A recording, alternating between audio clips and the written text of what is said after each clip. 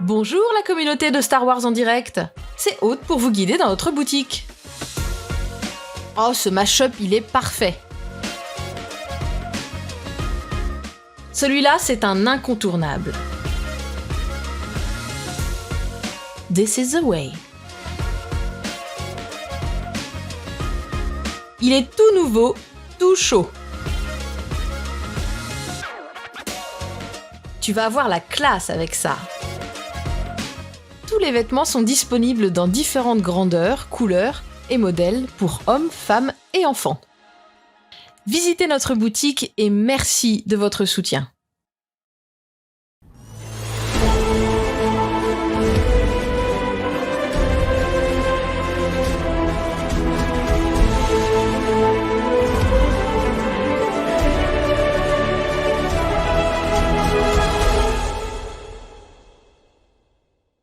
Bienvenue à Star Wars en direct depuis plus de 20 ans, la voix du fandom Star Wars pour cette édition littérature. Aujourd'hui, on va parler d'un album sorti chez Panini Comics, l'album Obi-Wan. Et je suis avec Jean. Salut Jean. Salut Loïc, bonjour à tous. Voilà, en forme, bonjour à tous. Ça fait longtemps. Bah oui, ça fait longtemps parce que je vous avais annoncé qu'en fait je ne faisais plus d'émissions autour des comics parce que j'avais globalement arrêté leur lecture. Or, en fait, j'ai reçu cet album de chez Panini, donc l'album Obi-Wan, qui est sorti au mois de juin. Donc déjà, je tenais à les remercier sincèrement pour cet envoi auquel je ne m'attendais pas. Et puis, on va pouvoir en débriefer un petit peu ce soir, en discuter ensemble. Je fais vraiment cette émission avec envie, parce que vous allez découvrir nos critiques tout à l'heure, mais ce n'est pas contraint et forcé. Ce n'est pas contraint et forcé que je suis là ce soir. Je le ferai avec grand plaisir. Alors, avant de commencer, on va tout de suite vous rappeler notre partenaire, le groupe Star Wars Littérature Québec, que vous trouverez sur le réseau Facebook. On vous invite à les suivre si vous êtes fan de littérature Star Wars. Et puis, on vous invite évidemment à, comme d'habitude, faire un petit tour sur notre boutique, où vous pourrez nous soutenir, nous aider avec de magnifiques t-shirts à l'effigie de Star Wars en direct, qui sont tous évidemment, comme vous le savez, faits par notre suprême leader, Dany. Et voilà, donc ça c'est pour nos petites annonces habituelles, voilà. Et maintenant on va faire notre petit traditionnel WhatsApp qui peut-être a manqué à certains. Et donc Jean, j'ai envie de te demander en quoi de neuf Star Wars en ce moment. Énormément de choses. J'ai une liste grande comme le bras là, de WhatsApp Star Wars. Pas sur une heure. Pas sur une heure. J'ai juste sélectionné 2-3 trucs comics, on va rester dans la littérature comics. J'ai juste commencé, donc il y a la mini-série de Mandalorian saison 2 qui a commencé en comics, en VO là. Comme pour la saison 1, du coup tu reprends les épisodes de la série retranscrits en comics, donc l'intérêt est plus ou moins limité, on va dire quoi. Si on est fan de la série, je pense que ça pourrait être intéressant. C'est la même équipe créative, c'est Rodney Barnes, donc qui retranscrit la série en comics.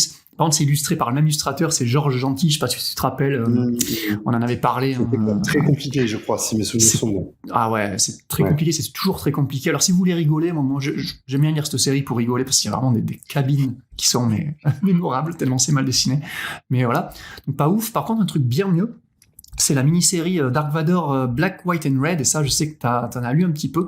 Donc c'est une série une mini-série qui est en cours en ce moment en VO, qui est au 2e numéro, et ce sont des petites, un peu comme ce soir là, ça va être des petits numéros anthologiques. Donc c'est 3 numéros par, 3 histoires. Je suis pas sûr que ce soit en continuité réellement non plus. Oui, est-ce que c'est canon? Alors ça je sais pas. Je pense, vu que ça devrait, mais techniquement, je vois pas trop ce que ça peut apporter en fait à la continuité. Pour info, c'est une série comics que Marvel sort, puisqu'il y a eu d'autres numéros. Il y a eu où il va y avoir un Deadpool, il y a eu un Wolverine, il y en a eu quelques-uns. Voilà, j'ai pas tous de tête, mais c'est une série que Marvel aime bien faire suivre. Ouais. Black, White and Red, je sais que DC, ils ont fait un petit peu la même chose avec Wonder Woman, Black, White and Blood, un truc comme ça. Oui. Il y a eu Batman aussi, ils aiment bien faire ça. Et le concept est très simple, c'est juste des petites histoires dessinées en noir, blanc et rouge, comme le titre l'indique. Et donc voilà, donc là par exemple il y a une première histoire de Jason Aaron, le très grand Jason Aaron. C'est d'ailleurs une petite histoire qui continue dans le numéro 2, donc tu vois c'est pas vraiment que des anthologies, il y a une petite continuité parfois. Il y a un autre numéro de Peach Momoko qui est là juste purement visuel, où il n'y a pas de dialogue du tout, c'est juste des dessins, c'est elle qui fait le dessin, moi je trouve magnifique Peach Momoko, mais bon, faut accrocher, c'est un style un petit peu psychédélique, un petit peu bizarre quoi. Et pareil, ça continue sur le numéro 2 là que j'ai terminé, je crois que c'était il y a 2-3 jours. Et ouais, qui est très sympa, plus axé horreur pour certaines histoires, avec une espèce de trip à la Alien, avec un vaisseau perdu dans l'espace, et puis t'as le Dark Vador qui va arriver, qui va défoncer du monstre. Moi j'aime bien, tu vois, c'est pas oufissime. Vous pouvez essayer le premier numéro si ça vous intéresse, mais moi je conseillerais à la lecture. On fera peut-être sûrement une émission quand le tome sortira en français. Mais ouais, moi j'aime bien le concept en tout cas. Pour les lecteurs VO, le premier numéro a vu un certain nombre de couvertures variantes, dont certaines sont vraiment magnifiques. Hein, donc oui. Peut-être que comment dire, le contenu en lui-même n'est peut-être pas du meilleur acabit, même si ça reste très correct. Après, faut aimer. Mais par contre, les couvertures variantes, il y en a certaines qui sont absolument dantesques. Donc voilà, presque pour l'objet plus que pour l'histoire. Après, on verra comment c'est proposé en français. Je pense pas qu'il y ait de couverture variante, mais on peut imaginer, comme ils font souvent, comme Panini fait souvent, qu'en fin de tome, plusieurs couvertures seront proposées. Donc ça peut être sympa en tout cas pour le côté dessin. Ouais. T'as autre chose, Jean ? Ouais, non, j'ai autre chose, mais je vais laisser là pour l'instant. Pour aujourd'hui, ça suffira. Garde-toi des billes pour le futur. Voilà. Et ben, moi, côté Star Wars, malheureusement, il n'y a pas grand-chose, puisque finalement, l'actualité est assez calme. Il y a très peu d'actualité, on n'a pas de série pour l'instant. Ahsoka ne sort que dans 2 mois. Il n'y a pas de film annoncé, il n'y a pas de série animée. C'est assez calme. J'ai commencé hier le Vent de Trahison, le premier de la phase 2. Non, c'est pas. Si, non. C'est ça, Vent de Trahison. Je sais plus. C'est la voix de la Dupri, c'est pas ça ? Ah oui, c'est ça. La voix de la Dupri ou la voix de la trahison. Je l'ai commencé hier soir, et ça se lit bien quand même. Franchement, ça se lit très bien. Là aussi, merci à Pocket pour ce roman. Donc voilà, c'est à peu près tout en Star Wars. Sinon, il y a eu un petit peu de 501 ces derniers temps, parce que j'avais fait quelques sorties, mais il y a rien de foufou. En quoi ? En empereur du coup ? Toujours en empereur ? Non. Dernièrement, je suis sorti plutôt en Jedi. J'avoue que j'ai du mal à porter mon empereur avec l'âge qui avance. J'ai du mal à supporter le masque. Ah oui, quand c'est vers chaud en plus, j'imagine. C'est ça. Alors même en température modérée, j'ai de plus en plus de mal à le supporter.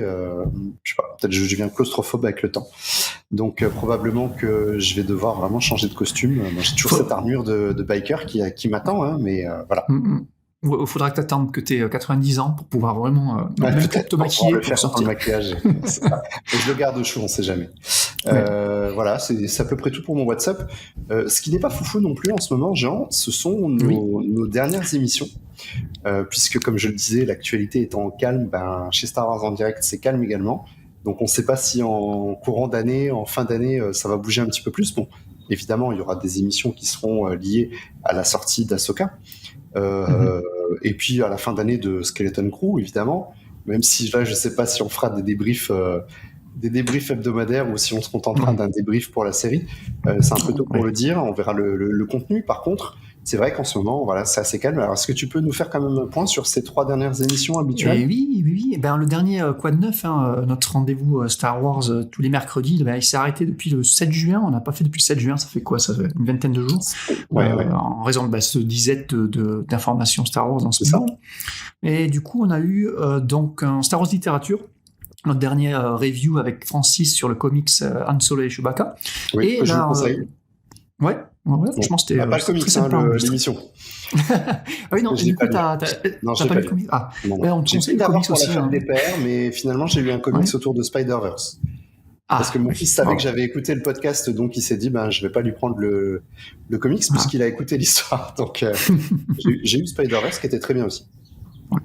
Et surtout, qui vient de sortir là, il y a quelques jours, c'est le Star Wars en direct en musique sur les influences de John Williams. Donc là, on a Frédéric Ehod qui retrace la carrière de John Williams, ou plutôt les influences de John Williams qui l'ont amené à créer la musique de l'épisode 4, notamment. Il se focus surtout sur la musique de l'épisode 4. J'ai écouté cet épisode il y a quelques jours, et il est très très bon. Je vous conseille grandement l'écoute, mais si c'est pas déjà fait, je sais que beaucoup de nos auditeurs sur le WhatsApp en ont déjà parlé, et il est beaucoup aimé. Donc ce petit spin-off musique. Sur le Discord. Le Discord, pardon. Mais oui, effectivement, Jean, tu fais bien de le rappeler, c'est des émissions qui sont très qualitatives pour qui aime la musique, hein, évidemment, qui aime la musique de Star Wars. Je l'ai pas fini celle-ci. J'ai déjà entendu des émissions autour des inspirations / plagiat de John Williams. On va pas faire le débat ce soir. Et voilà, justement, mais c'est vrai que je l'ai pas fini et j'ai hâte de la finir.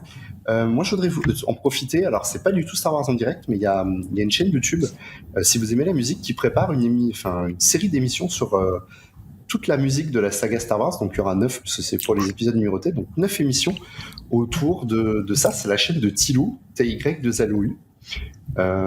Thilo qu'on va peut-être recevoir dans Star Wars en direct. On n'est pas calé encore, mais on lui a fait cette proposition pour qu'il vienne nous parler un peu de ce méga projet, de comment on conçoit un projet de 9 émissions YouTube autour de la musique de Star Wars, et qui peut être très intéressant. Donc voilà, et si ça vous intéresse, je vous invite vraiment à guetter sa chaîne et à voir quand est-ce que ça va sortir. Alors bien sûr, sur sa chaîne, il n'y a pas que du Star Wars, hein, il y a beaucoup d'autres musiques de films, et avec des épisodes que moi personnellement je trouve tous plus intéressants que les uns que les autres. Donc voilà, ça c'était pour la petite parenthèse. Et puis Jean, si t'as fini, je te propose qu'on passe en hyperespace. Ok, on y va. Oh crap! Prepare to jump into hyperspace on my mark. All right, stand by.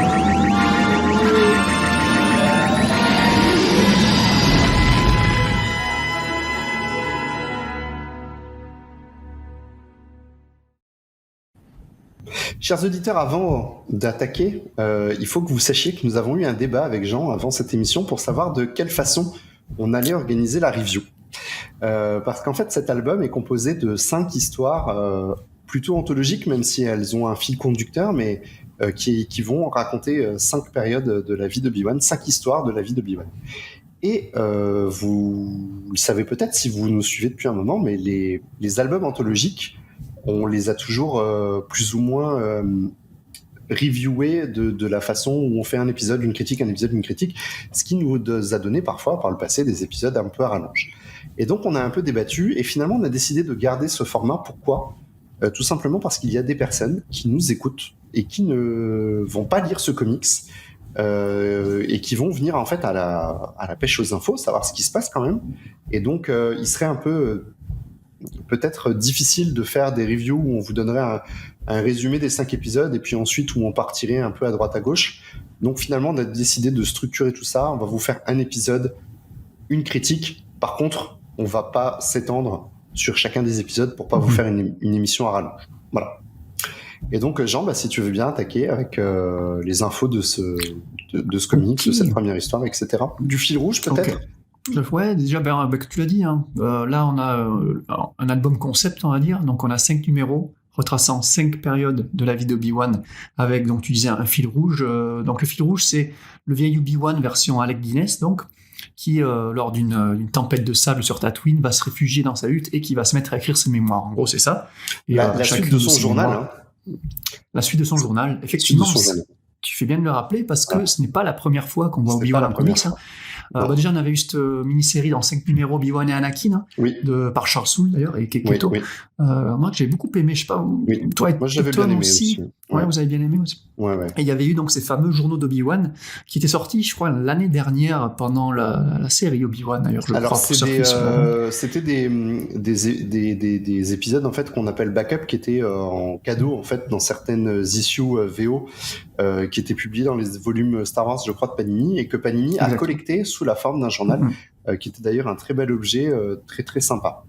C'est ça. C'est ça. Sauf que c'était pas vu que c'était des histoires qui étaient déjà publiées dans la revue Star Wars, c'est un peu une redite. Là, ils ont juste recollecté ces histoires d'Obi-Wan qu'ils ont mis sur. C'est vrai que la cover, enfin c'était même pas une cover, c'était la fabrication du comic, c'était magnifique quoi. Il avait sorti ça, donc c'était les fameux journaux d'Obi-Wan. Et donc là, effectivement, comme tu disais, il reprend ces journaux. Et d'ailleurs, ça c'est un concept un concept que je trouve de plus en plus utilisé en ce moment en comics en général, mais plus particulièrement en Star Wars, le concept d'anthologie avec un petit fil rouge qui suit là, tu vois. Là, je peux nommer vite fait, j'ai le One Shot Revelation là. Ceux qui lisent le crossover Hidden Empire le connaissent, c'était un peu ça. Il y avait le One Shot Live Day, on en a parlé vite fait dans Han Solo Chewbacca, c'était complètement ça. Il y a la mini-série Elsion Legacy, c'était ça. Là, j'ai un One Shot High Republic, c'était ça. Même Dark Vador Black, White and Red, c'est un petit peu ça, tu vois. C'est ça. Donc c'est assez usité. Moi, j'aime bien ce concept-là d'anthologie, d'histoire un petit peu. Et ce qui est sympa dans ce tome-là, c'est que non seulement donc les histoires sont plus ou moins indépendantes, mais en plus là, comme un peu à la manière de la série Vision, ils ont pris un artiste, une équipe créative, on va dire. Non, qu'est-ce que je dis ? Ils ont pris un artiste, donc c'est le même scénariste, mais un dessinateur différent par histoire. Voilà. Donc, si je me trompe pas, le fil rouge, c'est-à-dire toutes les parties Obi-Wan vieux, sont dessinées par la même personne. Non. Je ne crois pas. Je crois que c'est vraiment un numéro par artiste. Ouais. Ah oui, ça fait un petit moment que j'ai lu. Je t'avoue le tome. Je l'ai enregistré la semaine dernière, du coup. J'ai pas relu le tome. Non, mais je crois que. Mais donc je vous dis peut-être des bêtises, tout simplement. Vous nous direz ça. On en discutera en commentaire. Mais je crois que chaque numéro est vraiment dessiné par un. Donc le vieil Obi-Wan est dessiné par différents dessinateurs et c'est plutôt cool, surtout que dans le tas. Mais ce qui est cool déjà, c'est que chaque dessinateur est plutôt, c'est assez varié. Tu as Anendito, donc le fameux, donc qui officie sur la Haute République. Tu as Lucross, pareil, le très célèbre Lucross, qui peut être tantôt magnifique, tantôt pas terrible. Avec lui, hein. Voilà, et puis t'as d'autres dessinateurs vraiment nouveaux dans l'univers Star Wars. T'as un dessinateur italien, là, Miracolo. Pour le numéro 4, t'as un Kazakhstan, tu vois, c'est pour te dire s'ils sont allés chercher vraiment des profils divers et variés. Et t'as une brésilienne, Adriana Melo, sur le dernier numéro. Donc moi, j'ai trouvé ce concept très très cool. Et du coup, ça change énormément. Donc après, c'est à nous de juger si tu préfères tel dessinateur. Mais en tout cas, le concept est plutôt sympathique. Tu veux que je commence les résumés, du coup ? Oui, vas-y. On fait le premier, et puis on attaque avec notre critique de l'épisode. Donc, pendant que Obi-Wan écrit donc ses mémoires dans sa hutte sur Tatooine, donc là, on a un petit flashback sur son passé en tant que youngling au temple Jedi de Coruscant. Il se prépare d'ailleurs à aller sur Ilum, hein. Et en fait, il doit aider son ami Jeren à gérer des visions cauchemardesques, et pour ce faire, il va devoir briser les règles du temple, s'échapper et se perdre dans les bas-fonds de Coruscant, justement pour sauver son ami. Voilà un petit peu le résumé du. Voilà. Alors, vite fait. C'est très drôle parce que en fait, ce personnage, donc, au final, va s'échapper. Hein, il va pas mourir. C'est un enfant. Hein, ils ont 7 ans peut-être à tout casser. Ouais. Et je me dis, typiquement, c'est un personnage qu'on peut revoir. Donc, puisqu'il a quand même eu un début d'entraînement de Jedi, donc c'est un personnage qu'on pourrait revoir adulte. Maîtrisant la force mais sans être un Jedi, sans forcément être un Jedi noir, sans forcément être un Sith, et qui pourrait pourquoi pas être intéressant dans le futur. Carrément. Ouais, c'est vrai que j'avais pas du tout pensé à ça. C'est vrai que... moi c'est comme ça que moi je l'ai interprété à titre personnel. Et après j'ai pas d'infos, hein. Si ça se trouve on n'aura pas du tout ça, mais moi je trouvais que ça pouvait être sympa. En saison 2 de Obi-Wan, là, tu vois, il ramène ce personnage. C'est exactement ce que je me disais, mais je suis pas sûr qu'ils arrivent à faire des liens comme ça, mais ça pourrait être intéressant. Ça pourrait être qu'ils lisent pas les comics. Non, pas trop, quoi. Pas trop. Personnellement, c'est un épisode que j'ai bien aimé. Alors, la vie d'Obi-Wan enfant, on la connaît pas du tout. Hein. C'est vrai. Je sais même pas si elle a déjà été évoquée ou vraiment vite fait. En plus, on se souvient maintenant que dans la série Obi-Wan, il nous a appris qu'il avait un frère, et avant d'être enlevé pour être amené au temple, et finalement, quelque part, est-ce qu'il n'a pas ce lien de fraternité avec cet enfant, où il se sent proche de lui parce qu'il est plus avec son frère, et voilà. C'est vraiment une histoire sans prétention, mais que j'ai trouvé très sympa. On a Obi-Wan qui ne respecte pas les règles. Oh là là. Voilà. Waouh. Et on n'a pas l'habitude de le voir comme ça. Voilà. Mais malgré tout, il respecte pas les règles, mais tu vois bien qu'il y a, tu disais ce lien de fraternité avec l'autre Jedi, tu vois bien que c'est un petit gars bien brave dès cet âge-là, donc qui fait passer l'amitié avant tout, quoi. Bien Même sûr, les bien règles sûr. du temple. Donc tu vois déjà qu'il y a les principes d'Obi-Wan qui sont déjà là dès ce plus jeune âge, et c'est vrai que je crois bien que c'est pas le récit sur l'enfance d'Obi-Wan le plus ancien qu'on ait sur le personnage. Je me rappelle pas d'avoir. En canon, je réfléchis, mais je crois que c'est le seul, la seule mention qu'on ait. Je sais plus si dans le Légende il y avait des choses qui tournaient autour de ça, ça me dit rien. Mais on avait Qui-Gon et Anakin, ouais. Qui-Gon et Obi-Wan. Et Obi-Wan, ouais. Master and Apprentice, mais c'était. Ouais, mais il est déjà plus grand. C'est ça, il est déjà plus grand. Et finalement, ce que je me disais, c'était qu'on pourrait peut-être même avoir Obi-Wan enfant dans la série Tales of the Jedi, hein. Pourquoi pas? Oui, pourquoi pas. C'est intéressant d'explorer ce pan-là. Ça pourrait être sympa. Ça pourrait être sympa. Alors si, en fait, le moment où il est le plus jeune, je crois, c'était dans le roman que vous avez chroniqué l'été dernier. Comment s'appelle-t-il, celui sur il y avait Brotherhood, et puis il y en avait un qui était sorti à la même époque, où c'est Obi-Wan en Padawan en couverture, où il va sur une planète pour... Padawan, justement, ça s'appelait Padawan. Exactement. C'est ça, Padawan. C'est ça. Et je crois que c'est le moment où on le voit le plus jeune, en fait. Plus jeune, ouais, effectivement. Ouais, j'avais oublié ce pan-là. Il doit avoir quoi, moins de 15 ans, il doit avoir. Hein. Ça devait être à cet âge-là, l'âge du comics à peu près. Je ne me rappelle plus exactement. Non, je crois qu'il était un peu plus vieux quand même. Il me semblait avoir autour de la douzaine, j'aurais dit. Ben oui, parce que techniquement, il n'était pas Padawan dans le roman. Là, il est encore que Youngling. Il est sous la tutelle de Yoda. D'ailleurs, Yoda qui, voilà, il n'est pas encore Padawan. Et d'ailleurs, Yoda qui, j'ai bien aimé la petite punition à la fin, quoi. Donc, il se fait choper par Yoda quand il revient au temple et bam, allez, va passer de balai. C'était pas mal. C'est ça. Même chez les Jedi. Et dommage que. Voilà. Et dommage que Tom soit pas là, parce que justement, dans ce numéro, il y a il y a pas mal d'aliens. Il y a tout un crew de mercenaires, là. Et avec des espèces de grido-like, des abraques, tout ça, quoi. Donc, et plutôt bien dessiné, hein, parce que c'est encore une fois Alain Guiteau. Moi, c'est un dessinateur que j'aime beaucoup. Donc, c'est très graphiquement, c'est très solide. Ouais. Pareil comme toi, j'ai beaucoup aimé ce numéro. Ça fait vraiment comics, hein.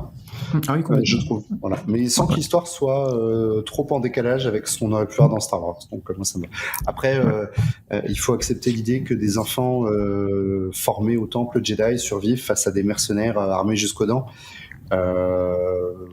Pour moi, c'est un parti pris que j'ai accepté depuis longtemps, depuis Clone Wars en fait, hein, où on voit des enfants résister à tout un tas de menaces. Donc moi, je suis pas trop choqué.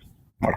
Ou même Rebels, quand tu vois un gamin tenir tête à Throne, bien sûr, s'en sortir. Bref. Bien sûr. Mais justement, en parlant de Rebels, bonne transition là, parce que le numéro 2 commence sur le vieil Obi-Wan qui se remémore son dernier affrontement contre Dark Maul sur Tatooine, passage qu'on a vu dans la très très bonne série Rebels. Voilà, donc revoir ce moment, c'était vraiment excellent.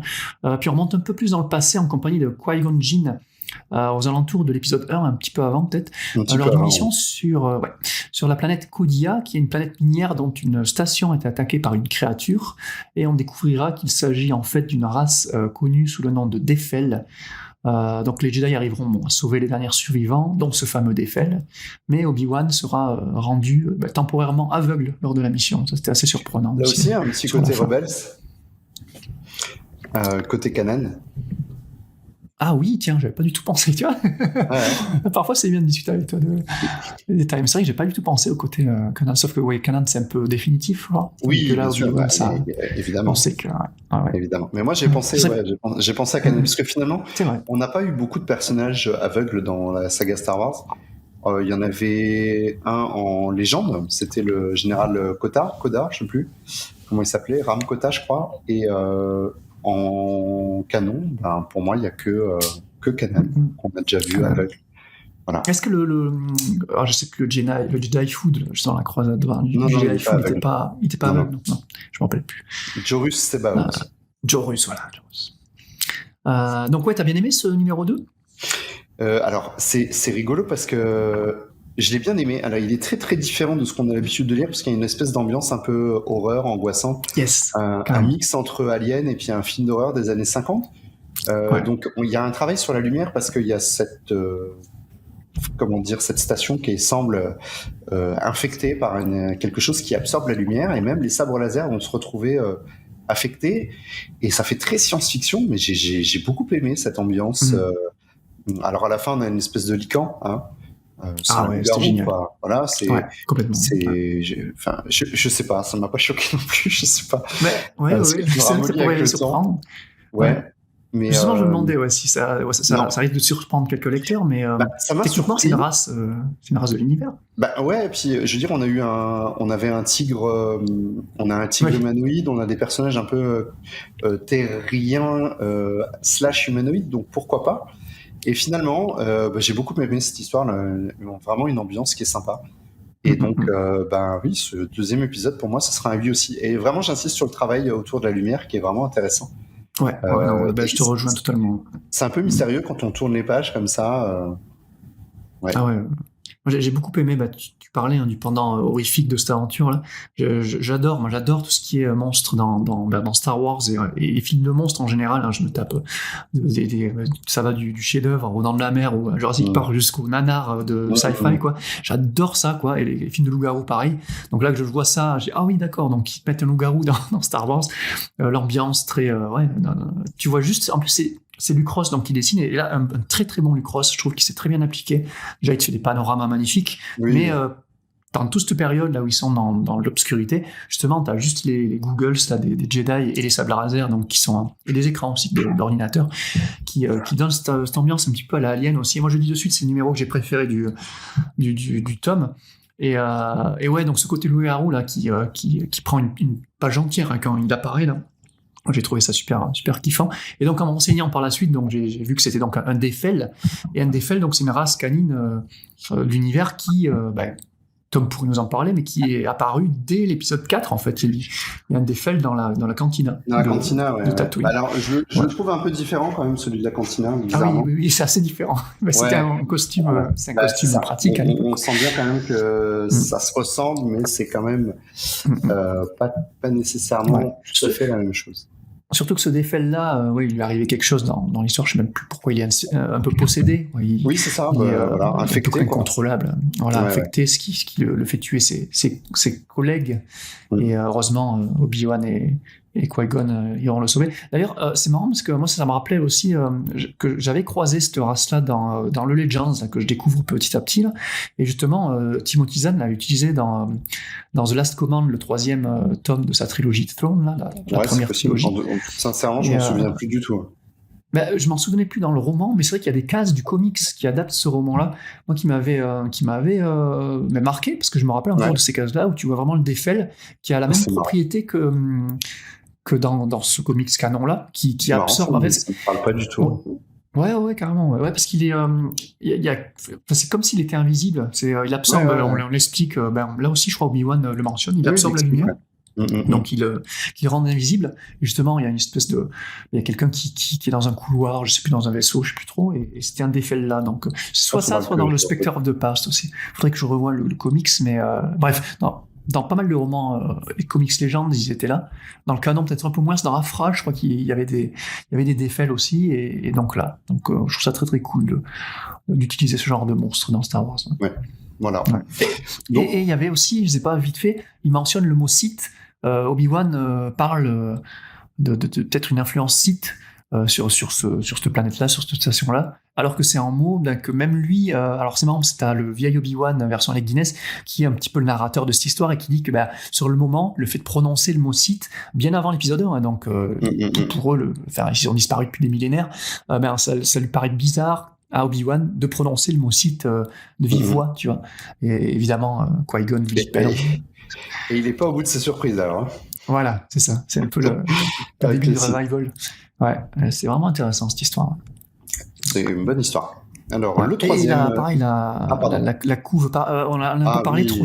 les couvertures de Phil Noto, c'est Phil Noto, donc... Ouais, c'est ça. Qui fait les couvertures régulières de tous les numéros, et sont toutes superbes, et celle du numéro 2 est magnifique, quoi. Et vraiment, par exemple, là, je suis en train de montrer à la caméra la couverture de l'album, où on a les deux Obi-Wan, donc l'Obi-Wan version Guinness et l'Obi-Wan version McGregor. qui sont tous les deux vraiment très ressemblants. Enfin, c'est vraiment excellent. Enfin, C'est super. alors il y a le petit côté un peu vendeur, mais qui te ment, puisqu'il y a Vador sur la couverture. Ah oui, j'avais Alors noté la même. C'est vrai. Voilà, que Vador n'apparaît pas dans l'épisode, pas dans le volume. Exactement.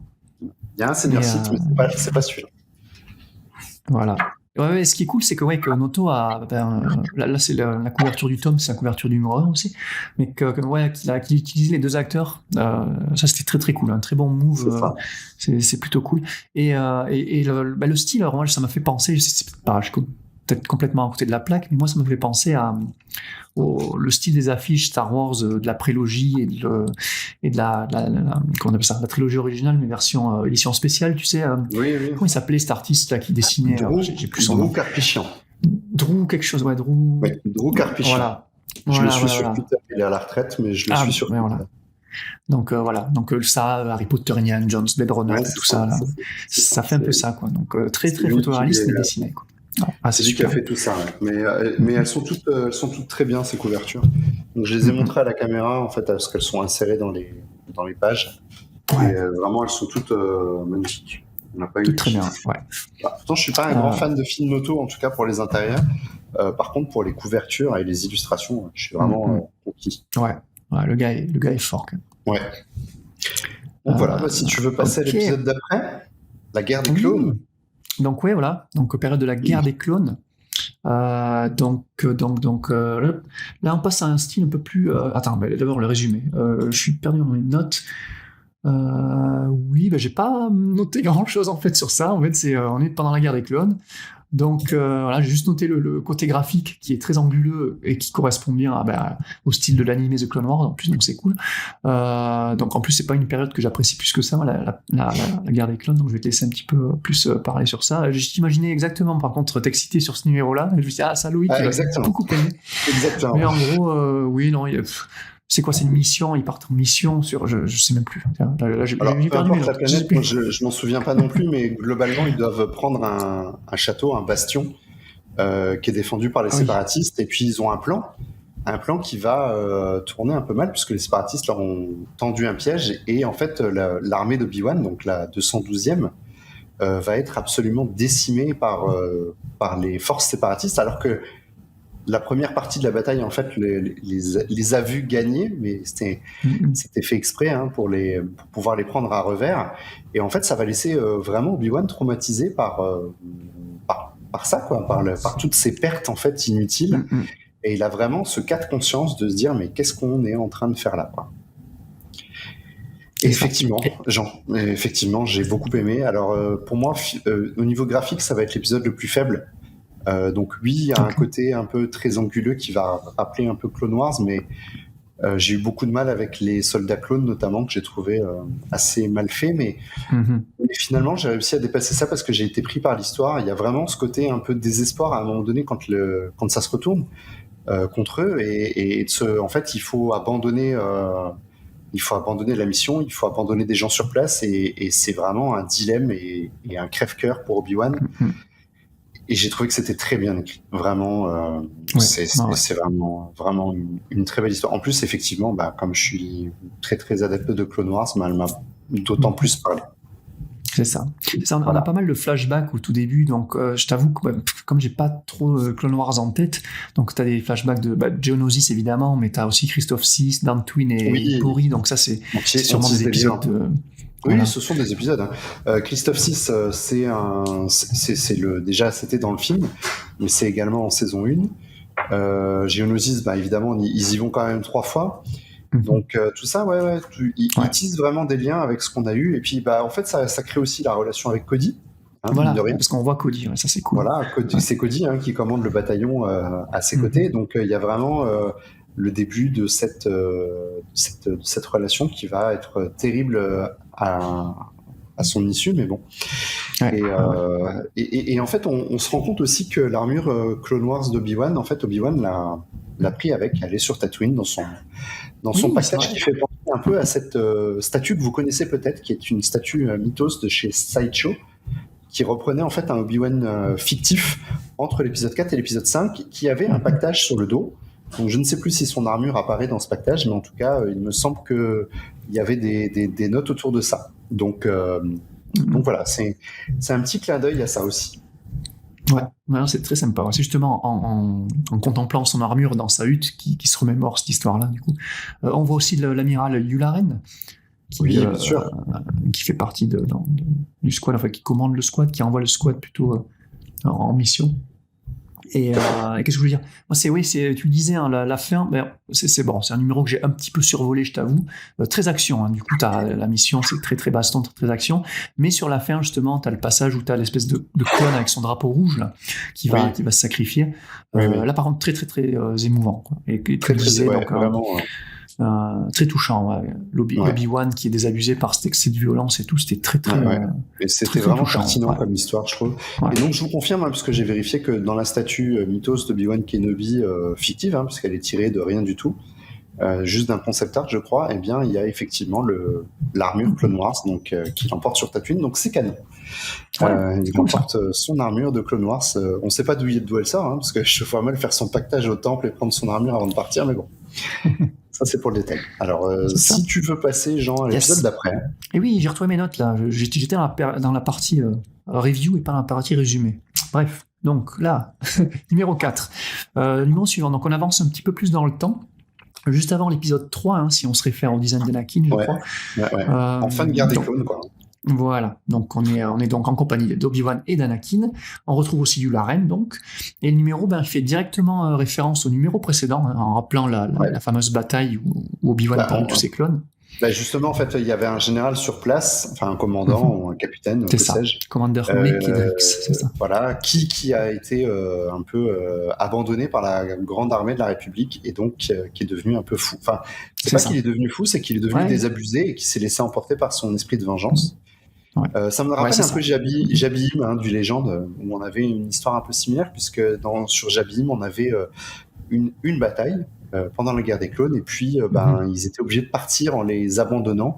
Et quand Luke revenait, en fait, ils se rendaient compte qu'il y avait des stigmates de l'abandon de la République. Et on est un peu dans le même ordre. Voilà. Excellent. Comme les Français, les Québécois. Non, on va pas partir dans ce débat-là. Mais c'est intéressant qu'ils aient repris un petit peu vite fait le squelette d'une histoire Legends pour le remettre là. Moi, c'est ce que ça m'a fait penser, même si c'est différent, parce que là, en fait, on a Obi-Wan qui va être celui qui est forcé d'abandonner les forces sur place et qui va faire face à ce personnage désabusé et à l'esprit vengeur. Là où, dans le Légende, on avait Obi-Wan et Anakin qui étaient les personnes qui abandonnaient, et Luke qui se confrontait en fait à l'héritage de son père et de la République, quoi. Voilà. C'était encore plus fort, quoi, j'imagine. Donc c'était encore plus fort. Mais voilà, moi ça me fait penser à ça. C'est ça. Et donc c'est Yularen donc qui va envoyer donc Obi-Wan et Anakin pour donc retrouver Mekedrix, mais pas simplement pour le retrouver, pour aussi l'exécuter. Ceux qui n'enchantent pas du monde Anakin. Donc voilà. Donc ils vont se rendre sur la planète, ils vont retrouver Mekedrix donc complètement twisté, t'as dit, et donc il va attaquer Obi-Wan dans le feu de la bataille. Anakin va devoir exécuter le commandeur Mekedrix. Donc voilà, t'as fini comme ça. En fait, j'ai plus l'impression que c'était à Obi-Wan que ça posait problème plutôt qu'Anakin. Et... c'est Anakin qui s'énerve, si je me rappelle bien. C'est Anakin qui s'énerve, bien sûr. Qui, j'ai pas envie de le tuer.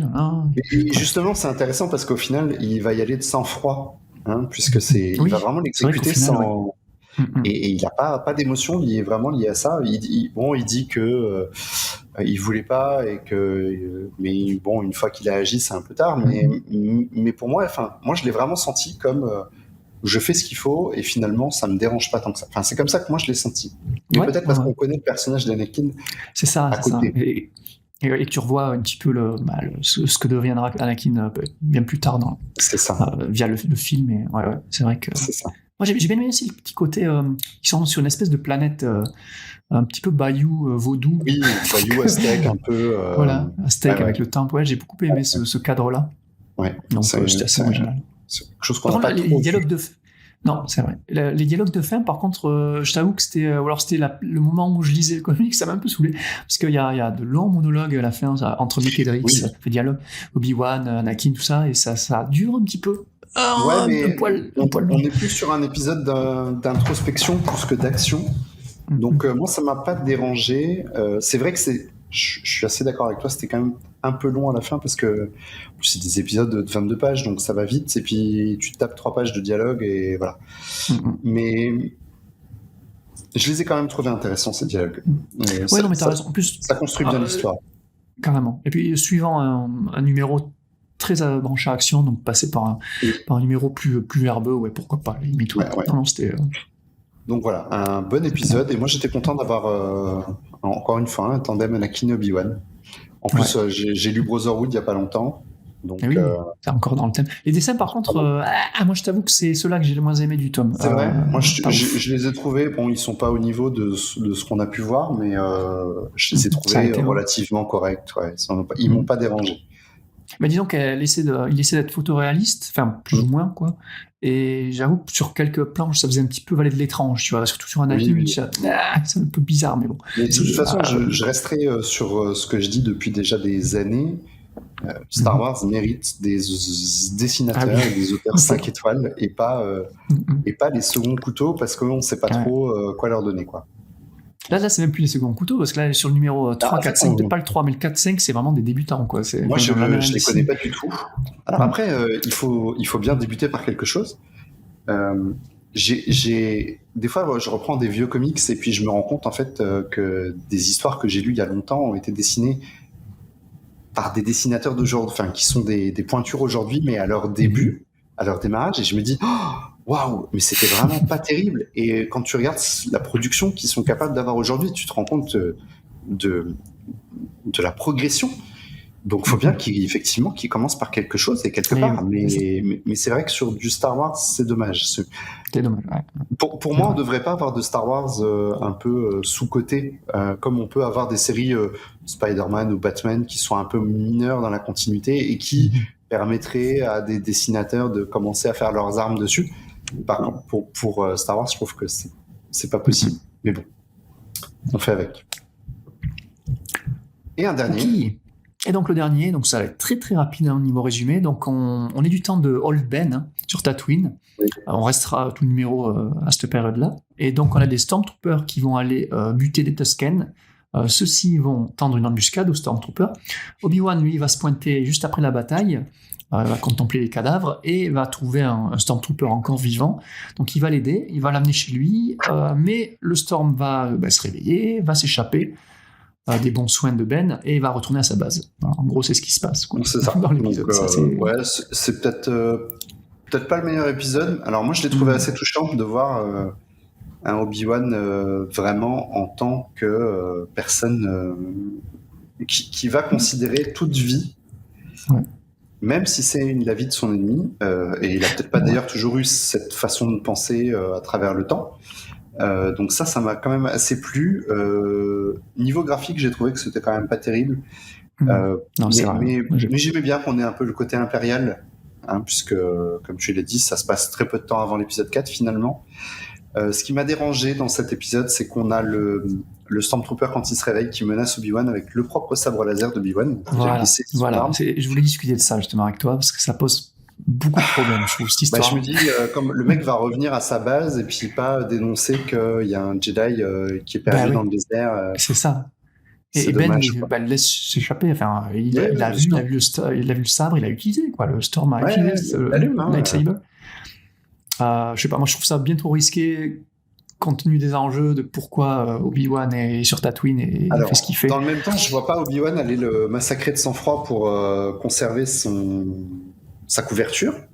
Mais je sais pas, magiquement effacer sa mémoire, je sais pas. Pourquoi pas. Mais ça aurait été très simple à faire, lui effacer la mémoire avant de le déposer en fait devant, pas loin de sa base, pourquoi pas, ça aurait été plus intéressant. Donc c'est là où on est vraiment des fois dans le comics et où des fois les auteurs de comics ne se posent pas la question de comment ça s'intègre dans la grande histoire, et on a des fois des choses qui sont un petit peu, on dirait en VO, out of character, donc là on serait out of history. Ouais, carrément. Après ça reste 3 cases, alors ces 3 cases qui sont vachement impactantes je trouve pour mettre en danger Obi-Wan si le Stormtrooper avait décidé de tout révéler. Donc voilà, maintenant c'est comme ça, c'est canon. Oui, oui. Et ce qui est canon, ce qui est canon aussi, c'est le fait que, t'as vu comment le tome et donc ce numéro se conclut, c'est vraiment sympa. J'ai bien aimé Oui. le fait qu'on voit Dark Vador finalement. On voit la Oui, dernière on voit les case pieds. sont les Ouais. pieds de Dark Ouais. Vador et la cape d'Obi-Wan après Ouais. le duel. Donc d'ailleurs, la première lecture, j'avais pas compris. Tu vois, les 3-4 dernières cases, en fait, ça jump de Tatooine à C'est ça. post-épisode 4, quoi. À la fin Et de alors l'épisode moi, je 4. m'étais fait en fait cette réflexion au tout début et je trouvais que c'était hyper intéressant. C'est que Obi-Wan en fait nous présente la tempête qui arrive. Il nous parle de la tempête et on insiste beaucoup sur la tempête dans le prologue. Et en fait, cette tempête, elle fait pas tant, pour moi, elle ne fait pas tant référence à la tempête de sable de Tatooine que à l'enchaînement des événements qui vont commencer avec l'épisode 4 pour arriver sur la fin de l'Empire, la fin des Sith, etc. Enfin, moi, c'est comme ça que je l'ai perçu. Et finalement, cette tempête de sable n'est que l'allégorie de ce qui est en train d'arriver. Parce qu'à mon avis, on est genre 2-3 jours avant l'épisode 4, quoi. Ça fait sens, ouais, complètement. Tu vois, j'ai pas vu cette... C'est comme ça que moi, je l'ai vu. En fait. Ouais, mais c'est surtout qu'il y a un numéro, je sais plus si c'est le début du 3, où tu vois le vieil Obi-Wan sentir que Luke va bientôt se faire appeler, que la guerre civile est imminente. C'est ça, c'est ce que je me suis dit. Pour moi, cette tempête, c'est vraiment ce maelstrom d'événements qui va se dérouler à partir du moment où il va dire à Luke, Luke, aide-moi, il faut qu'on aille libérer la princesse. Ouais. Et lui, il le sent. Du coup, c'est... Ouais, bien vu. Voilà. Plus serein, à la note, là. Donc, je crois que vous l'aurez compris, chers auditeurs, on a quand même pas mal apprécié ce volume.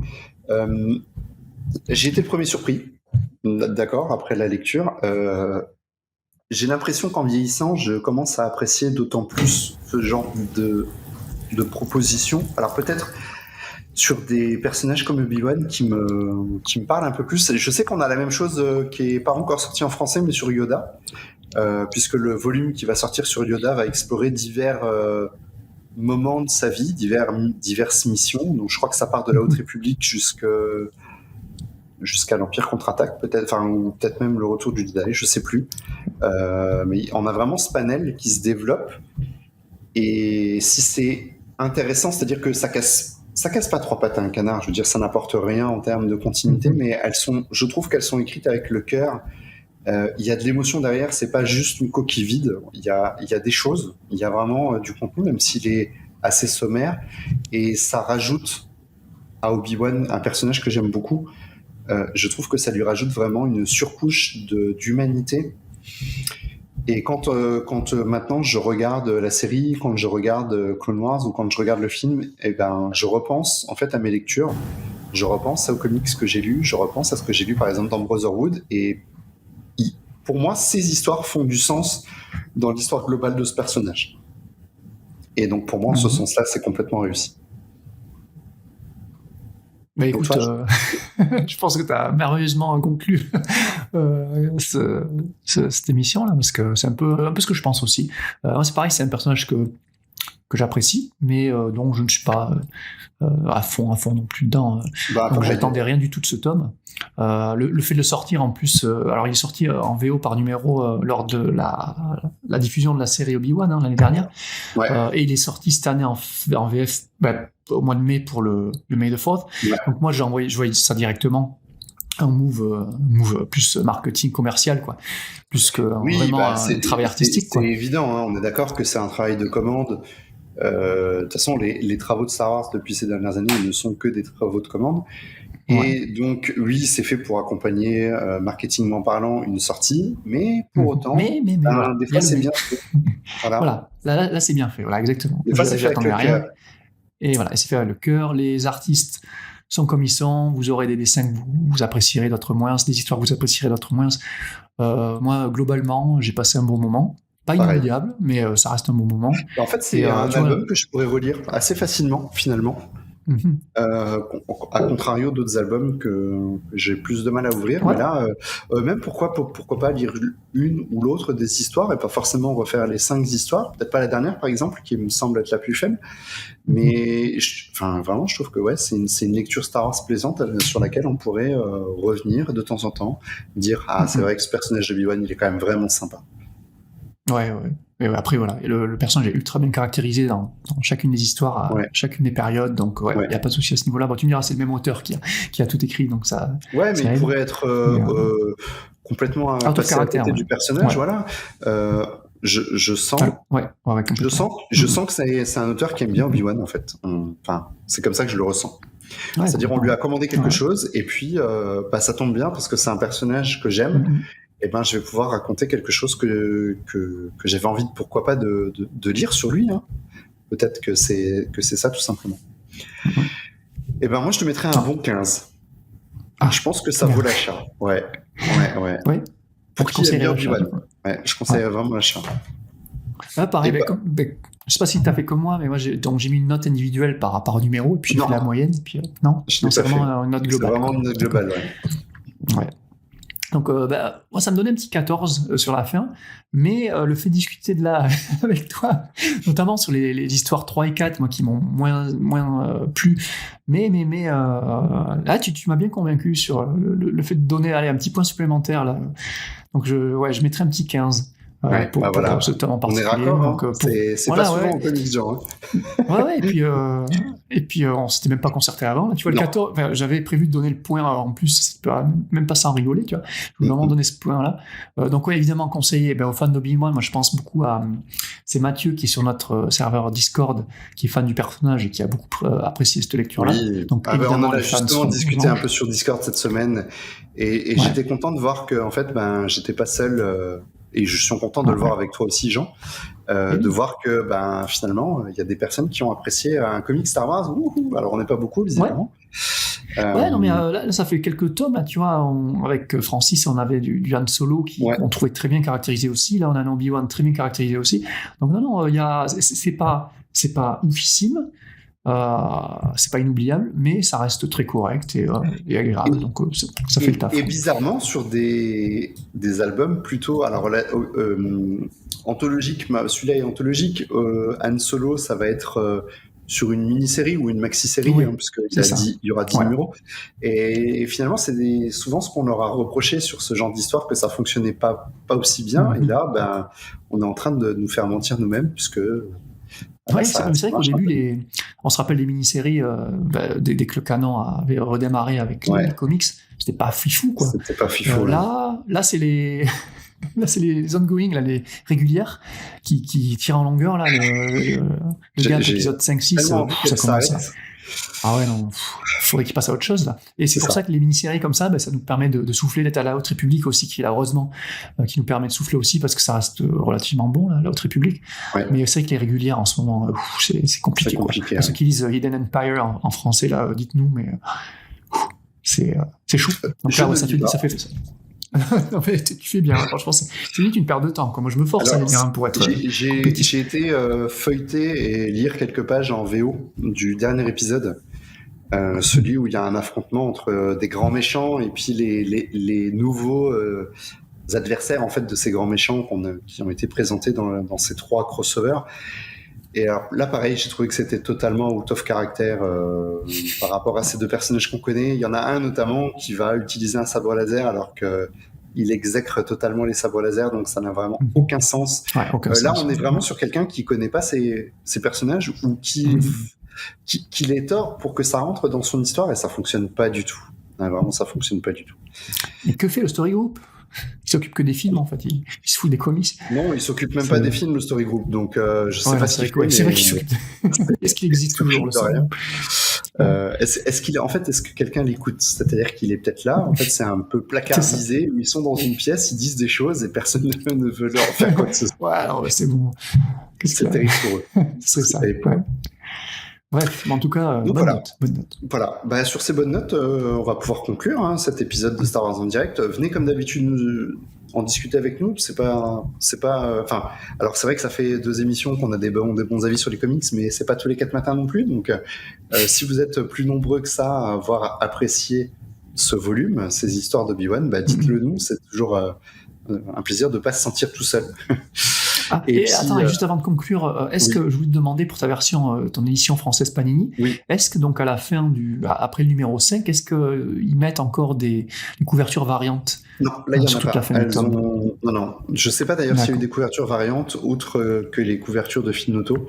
Si, il y en a. La VO, le tome VO en a sur la fin, mais du coup en VF. Là il n'y en a pas. Il n'y en a pas. Non. Je revérifie parce que je me remets j'ai regardé tout à l'heure, mais j'ai peut-être sauté parce qu'il y a... Je me demande pourquoi, évidemment, ça va coûter un peu moins cher de pas imprimer les 4-5 pages supplémentaires, mais ouais, il doit y avoir. Je crois qu'il y a une variante par numéro. Des fois, il y en a, des fois, il n'y en a pas. Voilà. Ouais. C'est dommage, c'est dommage, Panini. Si vous êtes curieux, allez voir sur. Ah, tu sais ce qui serait bien que Panini édite, mais je ne sais pas s'il y a un public pour ça. Ce serait un volume qui reprendrait en fait les couvertures variantes de plein d'autres volumes. Ça se fait en VO, hein, ça existe. C'est des recueils en fait de couvertures variantes. De couverture. Chez Marvel, ça se fait. Chez DC, ça s'est fait aussi. C'est pas fréquent, hein, mais ça arrive. Et ça pourrait être intéressant sur Star Wars parce qu'il y a vraiment de belles illustrations. Et j'irais même jusqu'au sacrilège de dire ça pourrait être permettre de découper certaines illustrations dans le volume pour pouvoir les encadrer tellement elles sont belles. En plus, elles sont quand même imprimées sur du beau papier, donc ça pourrait vraiment être quelque chose de sympa. Voilà. Donc, mais je doute que ça trouve son public en France malgré tout. C'est vrai. Les artbooks, ce serait un artbook de. Quelque part, c'est une sorte d'artbook. Ça pourrait faire un truc, une espèce de tome hors série dans cette collection Star Wars, 100%. Voilà. On sait que les fans de Star Wars sont très friands de ce genre de bouquin, mais est-ce que niveau vente, les éditeurs s'y retrouveraient? C'est une autre question. Ça, c'est toujours le même dilemme. Hein. Déjà, nous, on pourra pas le savoir. C'est déjà difficile. Alors, si Panini nous a envoyé le volume, c'est que peut-être, j'imagine, j'en ai aucune information, peut-être que c'est un volume qu'il voulait absolument promouvoir et qui avait du mal à trouver son public, parce qu'on n'est pas les seuls à l'avoir reçu. Hein. Toute la blogosphère, entre guillemets, Star Wars française l'a reçu. Donc peut-être qu'il voulait le mettre en avant, et que surtout sur un personnage connu comme ça. Donc voilà.